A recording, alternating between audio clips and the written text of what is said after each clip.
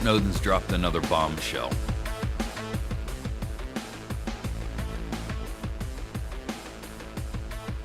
What I find the most disturbing about the bombshell is not the fact that it's revelatory, not the fact that it's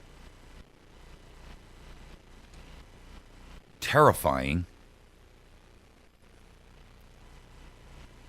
not the fact that it's unethical, immoral, illegal, unconstitutional, and against the very fabric and nature of freedom and liberty itself. What I'm most incensed about is that most Americans just don't give a darn.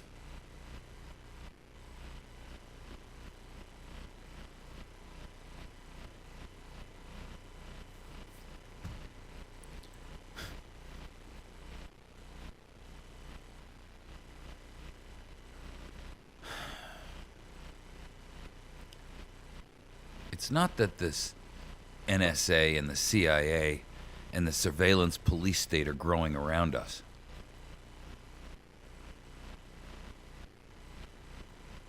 You see, I expect evil people to do evil things.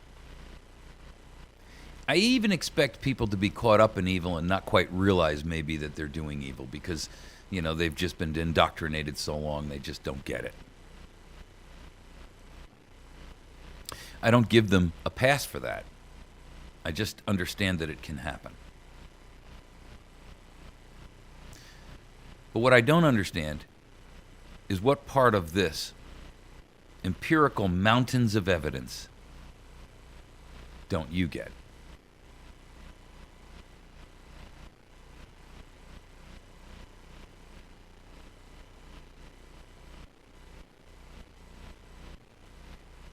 What part of an exposure of tyranny like this that generates another collective yawn from the apathetic masses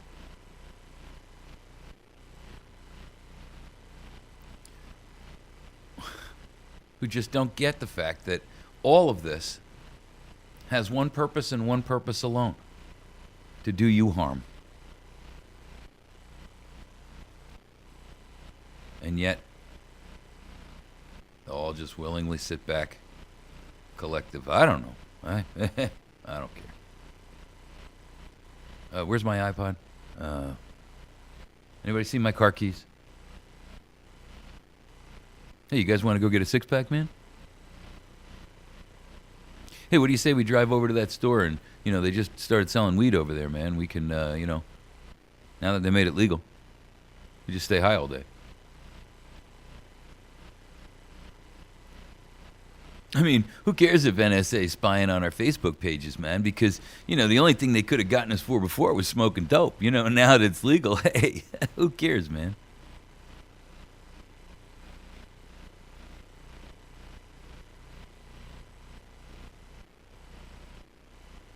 When you take this in context,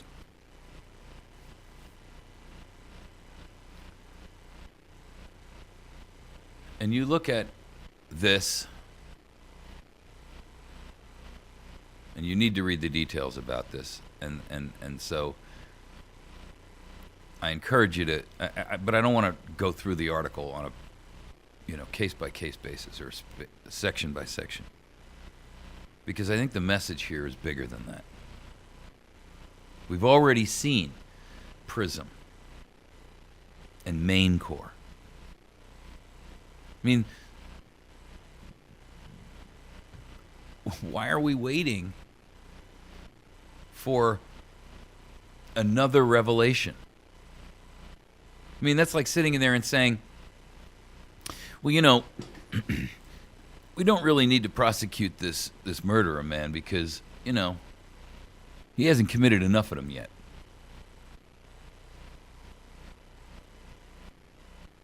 Are you waiting until the victim is one of your children? Or your husband? Or your wife? Are you waiting until the victim is your city? Your pet project? Your school?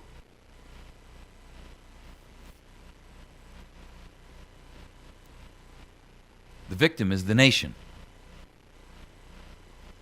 We're all the victim. And I'm not one of those people that believes in victimhood. Not by any stretch of the imagination.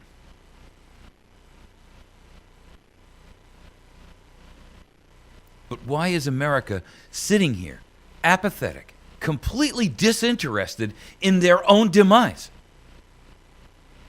I mean, what the hell are you people taking that would allow you to sit here and quietly, silently, willingly acquiesce to the unconscionable?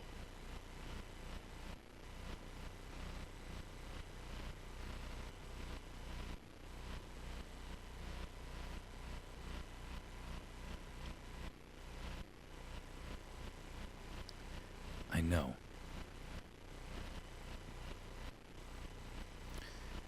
No one will ever hear this. It just bounces around in this tiny little closet.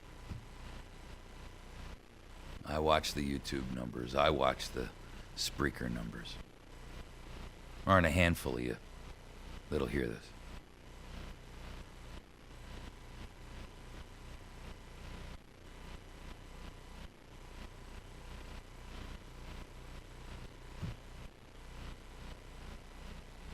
Maybe it's me.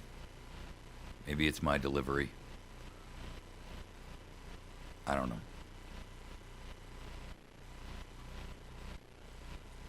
Maybe it's I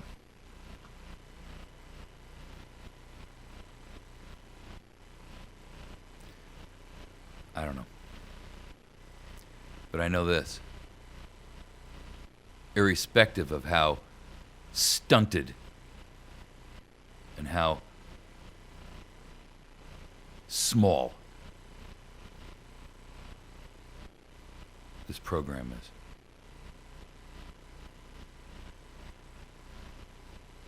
I can stand in front of my nation, and I can stand in front of my Creator, and I can stand in front of my mirror, and I can say, I rode through the streets and I cried, awaken. I can say with good conscience that I gave a darn enough about my fellow countrymen, that I cared enough about people I don't know, and people I'll never meet, and people I will never possibly know in the future.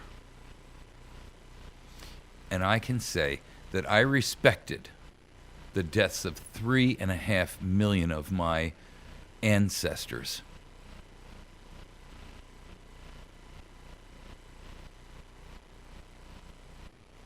That I was willing to speak.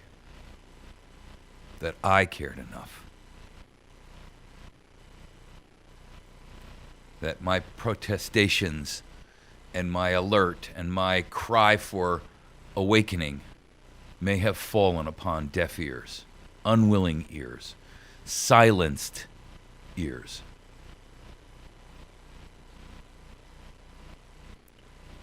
But not for want of trying.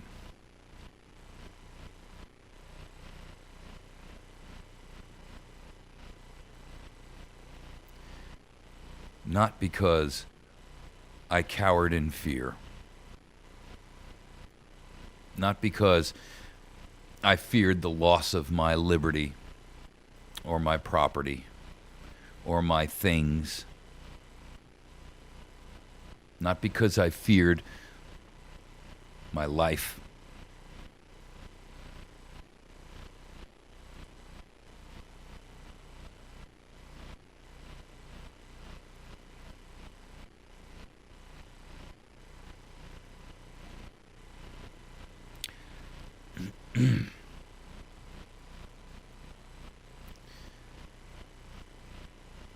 Some point,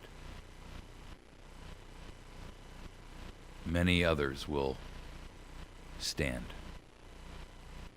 and perhaps say the same. But today, Those numbers are small.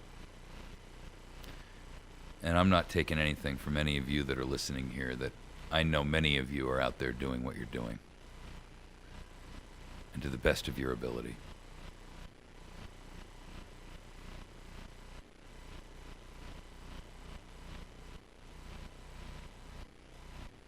But we are silenced. We are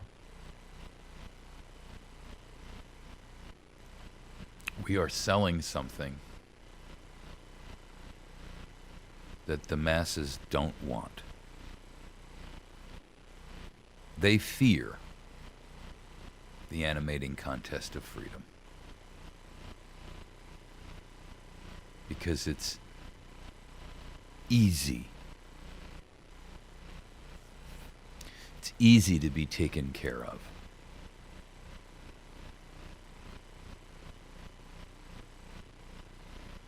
It's easy to sit back and just, you don't even have to touch the check. You just get the card.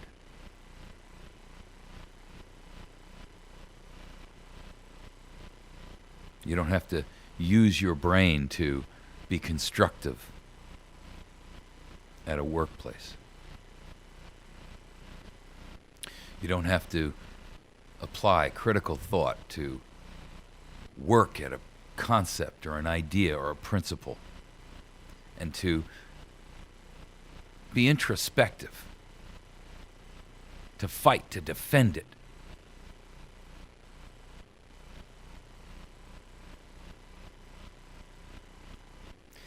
Maybe there are some of us that just like to fight. I don't know.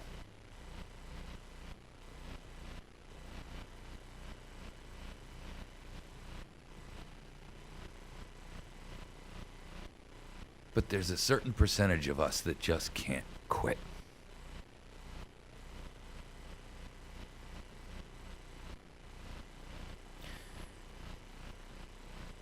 And the only thing I can say to those of you who do is that you can thank God that the rest of us, that small kernel, that small seed, don't. Because nothing would give you the ability to wallow in your own apathetic misery except our stance to give you that right. And the fact that you dishonor it, that you abuse it, that you would wallow in that mire of self-pity,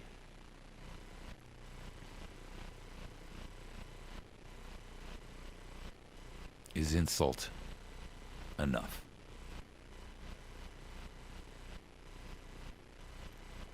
You can break my back. You can seal my lips. You can chain me and cuff me and lock me away. You can silence me. You can shut me down and make sure that nobody gets to hear what I have to say. And the truth of the matter is, when you do that, you show me that you fear me.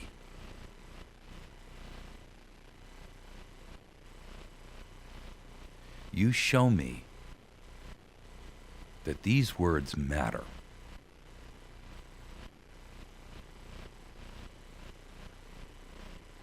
That you don't dare allow those who would sit there and wallow in that mire to ever be given the hand that says, rise from that mud.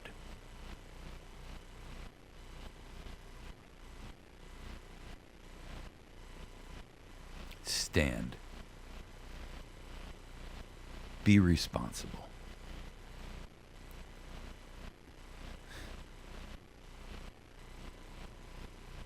Take responsibility for what and who you are. And never forget that you are unique in all the known universe. No one has ever come before you, and no one will ever come after you that has your unique qualities, that has your mind, your spirit, your heart. None.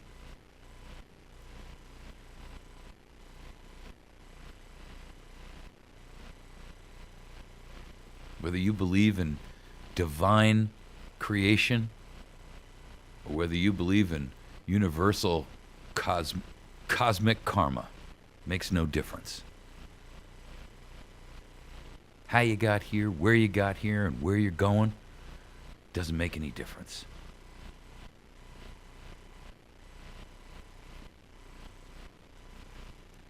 What does make a difference is the fact that you are unique.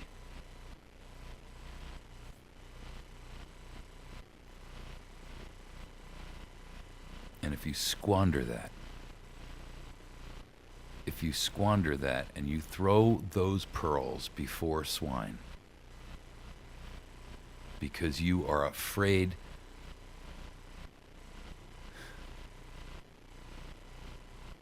to stand,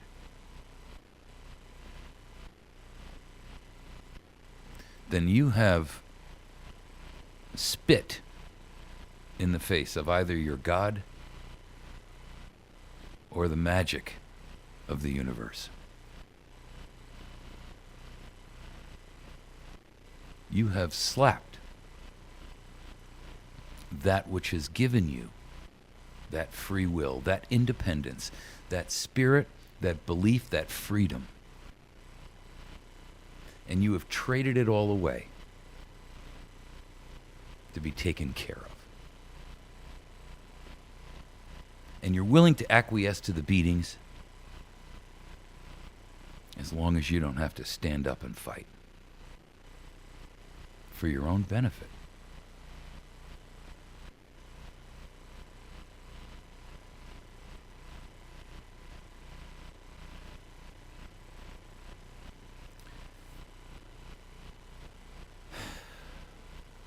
There's no handcuffs in the world. There are no cuffs in the world that can chain your mind, that can chain your spirit.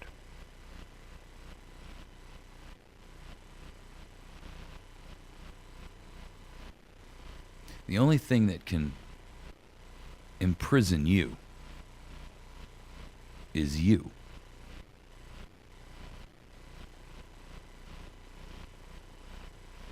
The only thing that can shut you down, the only thing that can hold you back, the only thing that can make you agree to that which is unspeakable is you.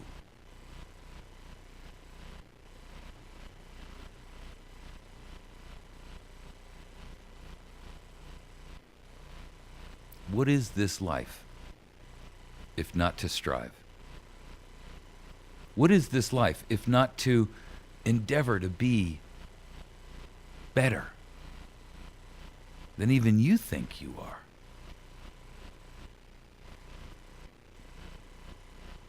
What is this life, if not to have and be able to make your own best interest rise forth? Where is your sense of self-defense? Where is your spirit of self-preservation?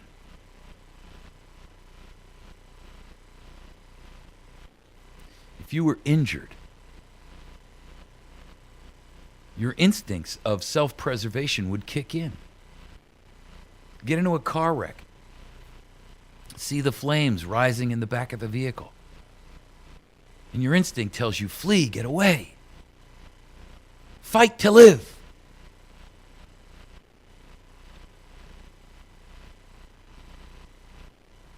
A building falls on you and you're trapped in a space.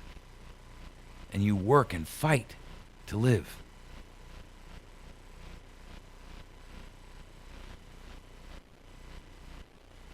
Why? For what? You fight to live to be a slave?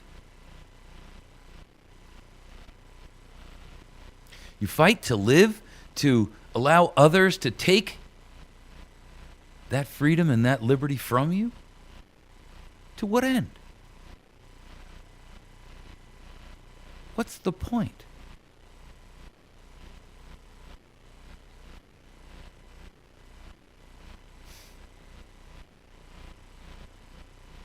You're thrown in water and you swim. It's a natural response. Instinct kicks in. The animal in us says, I've got to survive. But if you allow your mind and your spirit to be slaughtered, then why allow your body to live? To what end? To what purpose?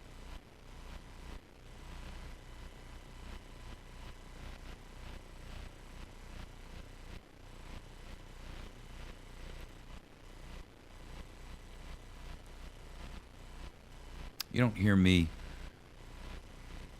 throw a lot of religious connotations into these discussions. But I am reminded of a phrase or a scripture that is particularly pertinent here. But it's a different way of looking at it. What does it profit a man if he gain the whole world and lose his own soul?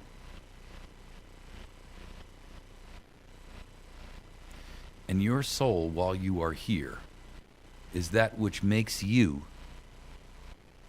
strive for freedom, liberty, the right to be just left alone, so that you can pursue your highest and best.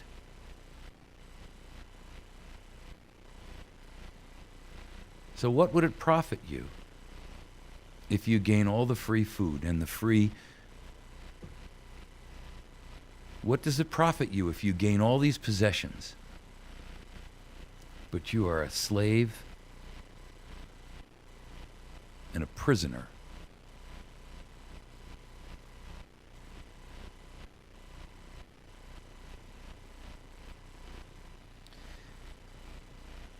If you are unwilling to take the risk to break free of your chains, for fear that you may be killed, for fear that you may be injured, wounded, imprisoned, penalized, your things taken from you,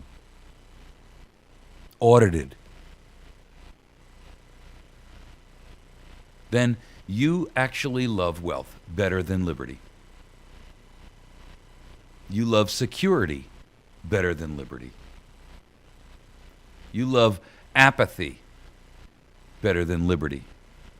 And you love the tranquility of servitude better than you do the animating contest of freedom.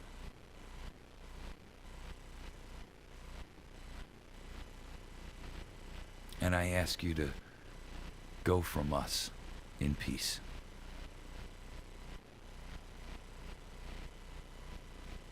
Crouch down and lick that hand which feeds you, whatever hand that may be. May your chains set lightly upon you now and in the future.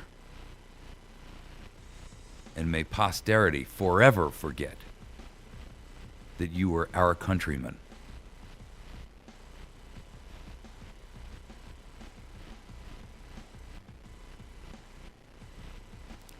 You've been listening to America's Voice. I know that's a bold claim, but somebody's got to say it.